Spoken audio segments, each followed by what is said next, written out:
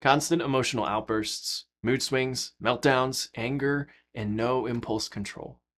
For many parents whose children struggle with emotional dysregulation, that list is everyday life. This constant daily battle leaves parents desperately looking for answers from teachers, therapists, doctors, and other specialists. And most parents we talk to have tried everything from classic first moves like reward charts or punishments to essential oils, deep breathing techniques, supplements, and so forth. And for many parents, they've even already had to turn to their last resort: medications for anxiety, depression, ADHD, and so forth. And even when medication steps in and improves the symptoms of emotional dysregulation, most parents, you're still up late at night searching for a safer, natural, drug-free option to help get to the root cause of your child's challenges instead of just covering up the symptoms with the medications, which unfortunately over time can create dependency and addiction. And that's why it's so exciting and important to explain for you to know that the real root cause of emotional dysregulation lies within the brain and nervous system from a more functional standpoint, not just a chemical imbalance as you may have been told. When the nervous system becomes overstressed, imbalanced, and dysregulated, a child's emotions and behavior are sure to follow. So take a deep breath and dig in with us on this video, mom and dad. It's not simply a genetic condition or something you're not doing. The root cause of your child's emotional dysregulation may be simpler and more straightforward than you think. But first, let's bring some color to this conversation using the real life example of helping emotional regulation without drugs. This is the story of Kaya.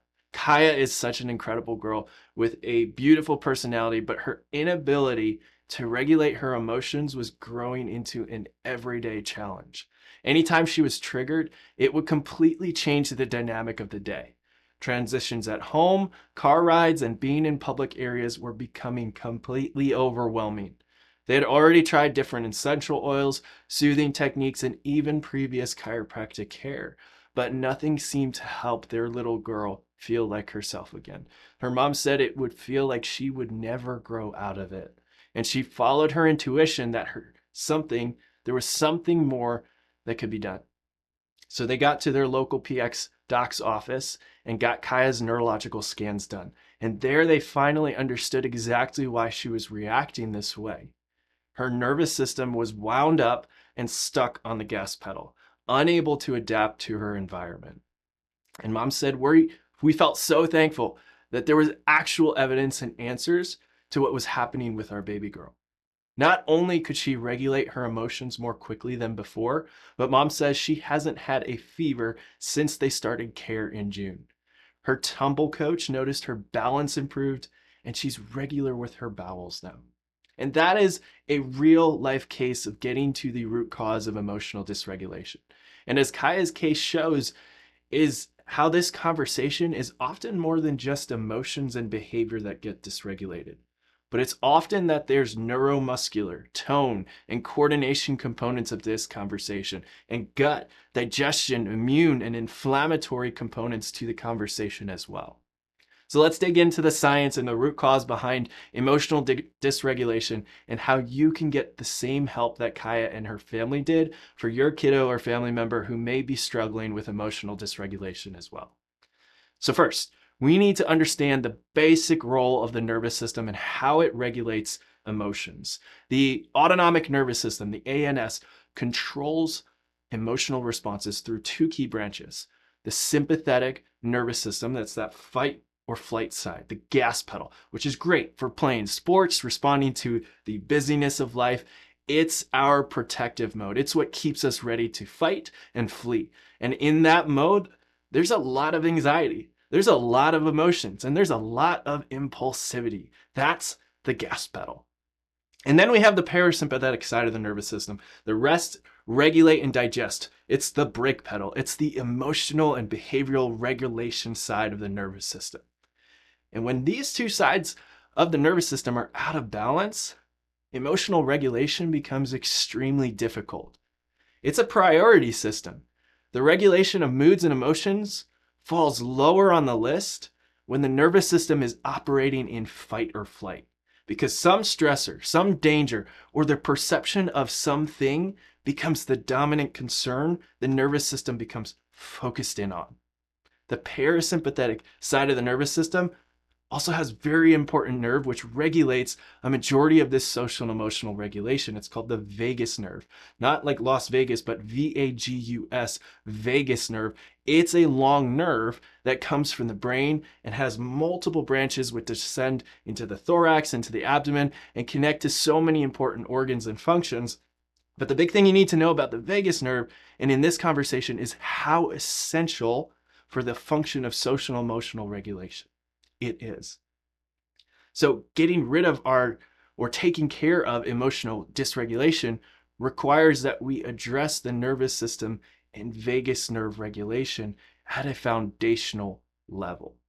So when we go through a case history of a kiddo who struggles with emotional dysregulation, we find in their history and on our scans that there was a lot of stress during the early stages of development. Maybe it was the fertility journey, lots of stress during pregnancy, or maybe birth had a lot of stress, physical stress through forceps, C-section, cord wrap, had some induction or other intervention that was a stressor. And even the stressors of family, having a new little one and figuring out what life looks like, however big or small the stress is, stress can get stuck within a child's nervous system. And it doesn't stop there, because oftentimes we'll see within a child's story additional stress from things like the overuse of antibiotics or other medications. Even environmental toxins, a poor diet disrupts the microbiome and gut-brain connection, which impacts how a child experiences their internal environment and the signals the gut is telling the brain. And these stressors can be what sets up the stage for emotional dysregulation that doesn't show up until years down the road when life gets busier with grade school, social activities, sports, homework, emotions, hormones, growth spurts.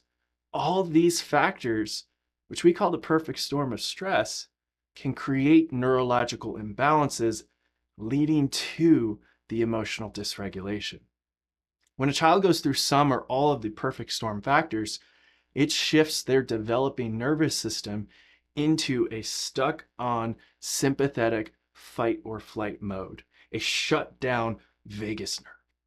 And when a kiddo goes through these stressors in those developmental phases and dysregulation sets in early on, the big emotional dysregulation, the symptoms and the conditions, and maybe for your family, the diagnoses and the medications that go along with that may not show up until later in life when life gets harder. But the root of all of that is housed within the nervous system. When it becomes subluxated, which is a way of saying that stress and that fight or flight system is stuck on it, subluxated, it then leads to an imbalanced and overactive state. Sometimes they call this dysautonomia. However you describe it, however you label it, the root of it is the nervous system is dysregulated. There's too much gas pedal neurology as a whole and not enough rest, relax, and regulate neurology. The vagus nerve is shut down and suppressed, and the fight or flight system becomes overactive, which is why those transitions and those triggers are always there. And it's like you're walking on eggshells and you don't know what's going to set them off. Not to sound like a broken record, but that's a sign that their nervous system is stuck on that fight or flight side of the nervous system. It's dysregulated. And that is the foundational root cause. It influences how the nervous system communicates. It influences the neurotransmitters. It influences dopamine, serotonin, cortisol, adrenaline. All things that the medical system talk about, because that is what they sell, is chemical interventions to a neurological problem. And that's what those chemicals do. They transmit messages within the nervous system. That's why they're called neurotransmitters. And so the way you get to the root cause of it is not through medication, not through supplementation, and probably not even through diet changes and detoxes, because you've got to get deeper than that, into subluxation, into nervous system dysregulation. We can't just mask symptoms. We can't just modify behavior or just try to avoid the triggers when the root of it is deeper. And that's exactly where nervous system focused chiropractic gets to. We go deeper into the root cause, deeper into the neurophysiological system, and get to work on a foundational level, on getting the vagus nerve activated again, getting the dysregulation, that constant fight or flight neurology, regulated and calmed down.